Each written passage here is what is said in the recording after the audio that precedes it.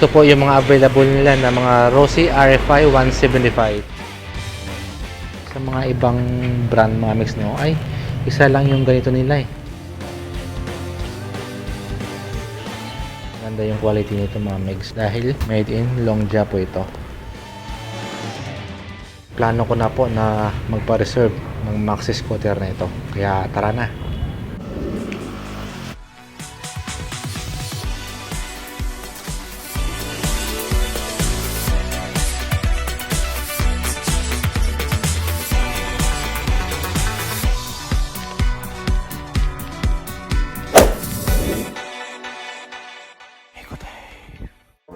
What's up mga mags? Welcome back to my channel. Ngayong araw na ito ay gagawa naman tayo ng panibagong video. Maghahanap tayo ng motor na babagay sa iyo, motor na kaya mong installment, di ka mahirapan tuwing monthly, at motor na kaya mong i-cash. Ngayong araw nito mga mags ay nandito po tayo ngayon sa Rossi, Basak, Lapu-Lapu, Cebu City.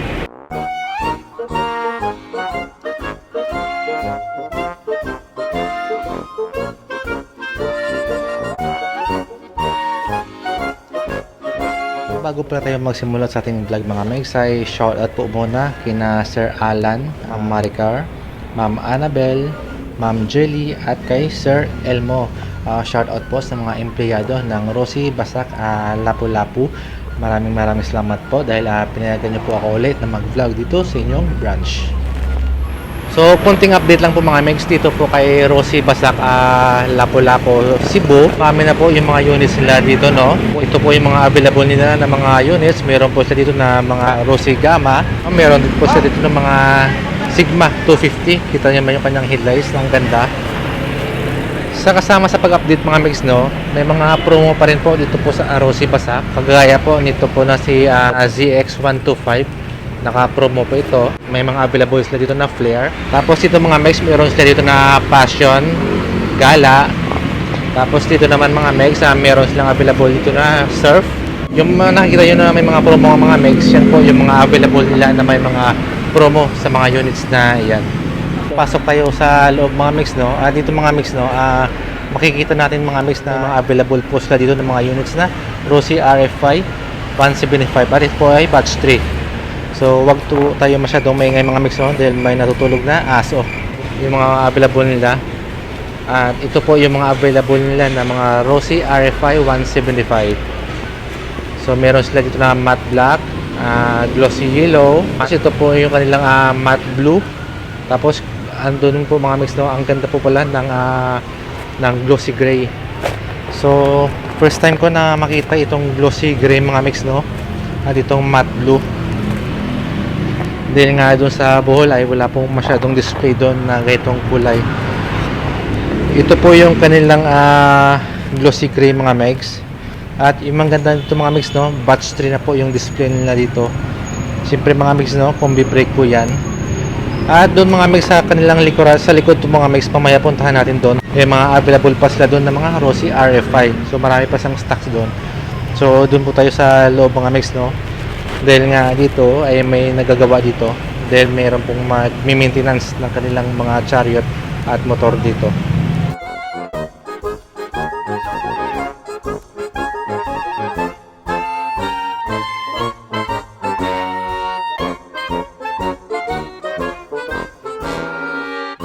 So ito mga mix, meron silang Gamma 200 dito, yung neon green, saka mayroon sila doon na matte green. So tara mga mix, pasok tayo doon. So kung makikita nyo mga megs, yung mga available ni Rossi na mga repo, meron sila dito na Sigma, yan, black tsaka red mga megs, no?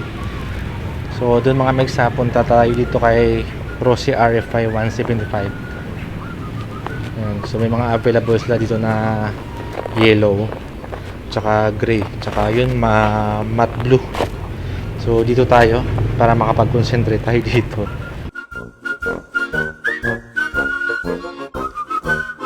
Makita yung mga mix, no, sobrang ganda po pala ng yellow na ito. Masasabi mo talaga na si Bumblebee pala. Yan. Ang ganda po talaga ng Rossi RFI mga Megs. Wala po talaga ako may masasabi pagdating sa maxi scooter na ito. Actually mga Megs, no, marami po akong may narinig na binabash ang scooter na ito. Pero para sa akin mga Megs, no, kung gusto mo bumili ng Rossi RFI mga Megs ay huwag ka na po talaga magduda dahil napakaganda po talaga ng maxi scooter na ito. Especially mga Megs dahil gawa po ito ng long jack. Problema kasi sa atin mga mix, no, kapag sinabi kasi ng mga mix na gawang China mga mix ay China bike na yan, may mahinang nilalang or mahina yung mga piyesa niya, pero wag ganun mga mix dahil hindi naman po talaga lahat. So ang Longja po mga mix, no, ay ito po yung mga brand na number 1 po sa China. So, ibig sabihin, branded po talaga ito. At syempre mga mix, no, kapag sa labas po talaga ng Pinas ginawa yung mga motor na ito, ay branded po talaga yan. Kaya hindi mo talaga masabi na mahina yung motor na ito. Dahil napakaganda at napakaganda rin po ng mga makina nito at yung piyesa nito.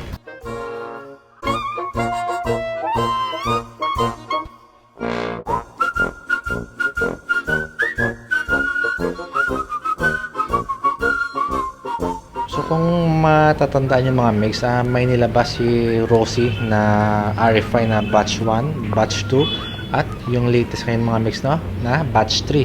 So kung matatandaan yung mga mix, yung batch 1 nila, dahil nga marami yung nagko-complain na kapag dinadaan doon sa mga putikan ay malabas yung putik dito dahil nga dati mga mix na may butas po ito.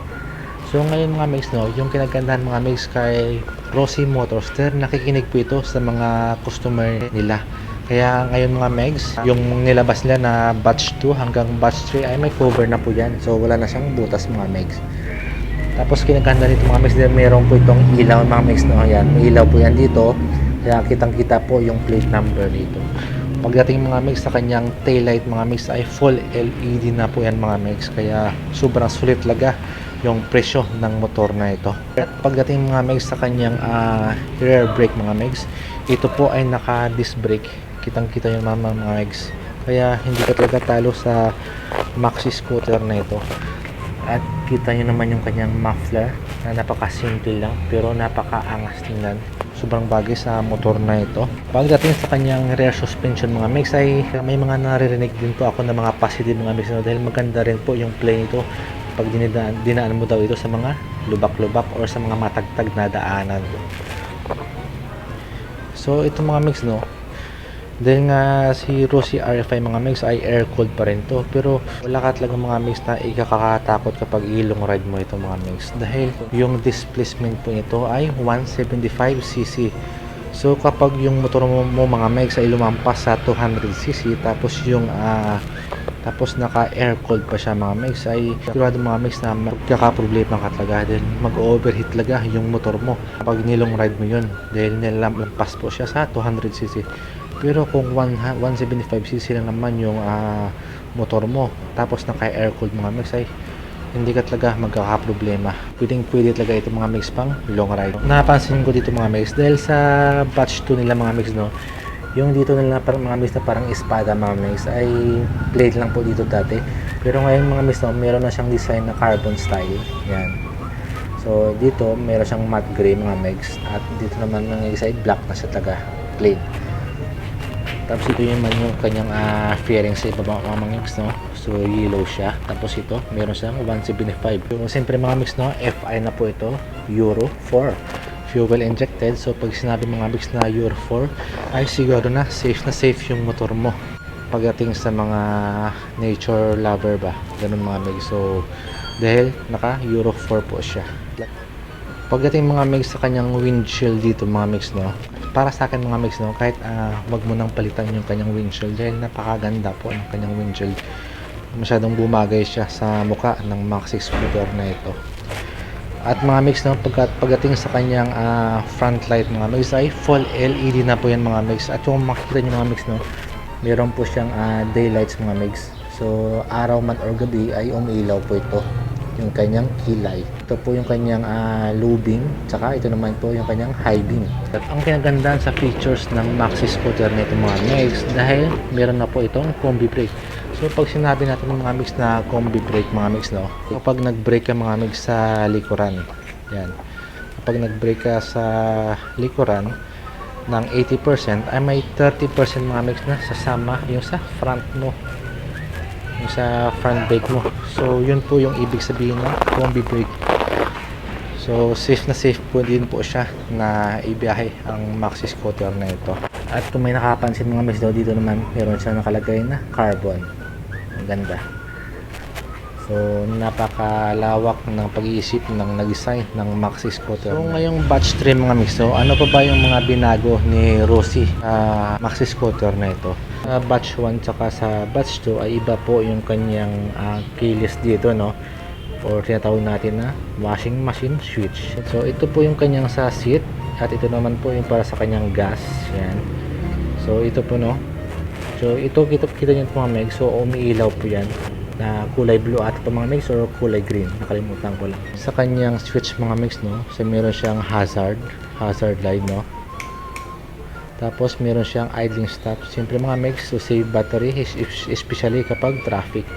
At ito naman yung kanyang power, no. Pagdating naman mga mix sa kanyang front light, high and low, tapos meron siyang mga mix, meron siyang pass switch, yan, pinutin lang to, at yung kanyang signal lights, yan, taka push. So parang yung switch ng mga mix, no, parang kagaya kay Yamaha, yan, taka push mo lang.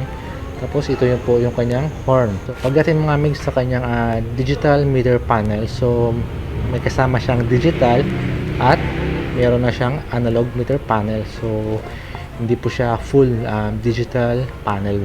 Ito naman po yung kanyang mga reset kapag gusto mo mga ipalit yung mga mix, no, ito siya.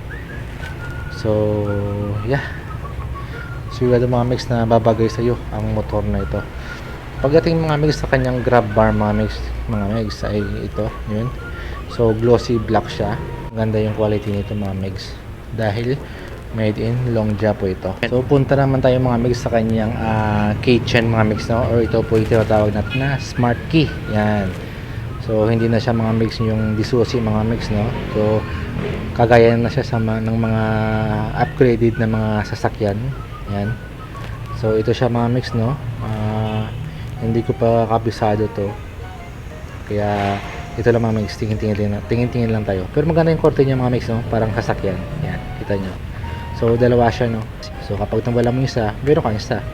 Kasi yung pagkakaalam ko mga mix sa mga ibang brand mga mix, no, ay isa lang yung ganito nila eh. Yan yung pagkakaalam ko. Pero dito kay Rosie mga megs ay dalawa po yung kanilang smart key na ganito. So yung fairings ni Rosie mga megs ay maganda po yung quality. Iba po talaga pag nakita mo yung mga RFI 175 ni Rosie sa personal mga megs. So kung makita nyo ngayon sa video ay parang masasabi nyo parang duda kayo. Pero punta kayo mga megs na malapit na mga branch sa inyo na mga Rosie at puntahan nyo doon yung kanilang mga RFI 175 dahil baka doon mga megs, no, ay magbago ang inyong pag-iisip. At ngayong batch 3 mga mix, no, ito din po pala yung binago ni Rosie mga mix, no, yung kanyang apakan sa OBR mo. So glossy black na siya mga mix, no. So kung nakaraan mga mix, no, ay silver ata siya, no, sa silver. So ngayon black na siya. Ayan. So pagdating sa kanyang mga mix, maganda rin po. So ang ganda talaga ng quality. Ang gustong gusto ko po mga mix kay Rosie mga mix dahil lahat po talaga ng mga motor nila ay may kasama ng tire hugger. So ito mga mix, no, dito sa likuran natin mga mix ay may kasama na po yung tire hugger mga mix. At ang ganda po ng kulay ng kanyang mags, matte black po siya. So ang ganda, approve Rosie.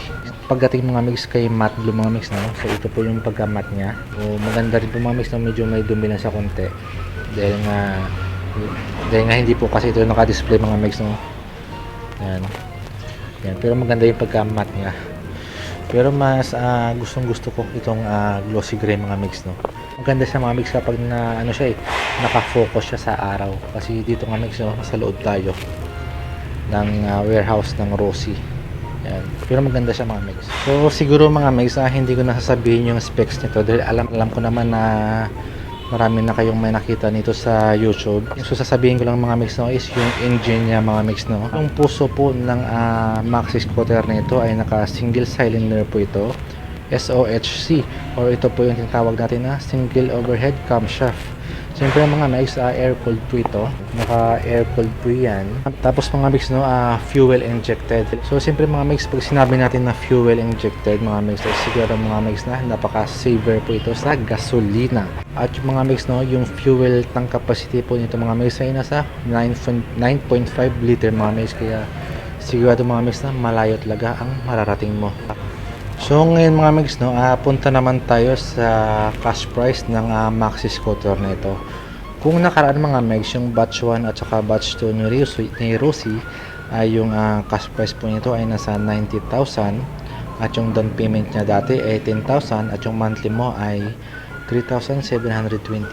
Ngayong nilabas na mga mix yung batch 3 na ito ay yung cash price na po ito mga mix ay nasa 92,000. So 2,000 lang po mga mix yung pinagkaiba ng batch 1, batch 2.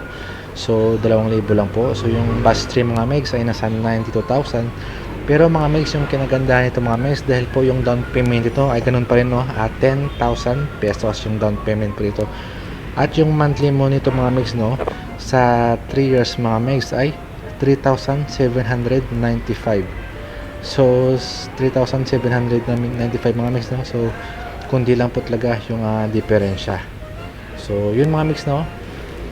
Huwag na kayong magduda kay Rosie RFI mga mix. So punta na kayo sa mga malapit na mga Rosie sa inyo at applyan nyo na po yung motor na ito, dahil pang masa po talaga ang motor na ito mga mix. At siguro mga mix na hindi po talaga kayo magsisisi kapag ito po yung maxi scooter na kinuha nyo. Dahil ako mga megs, plano ko na po na magpa-reserve ng maxi scooter na ito. Kaya tara na.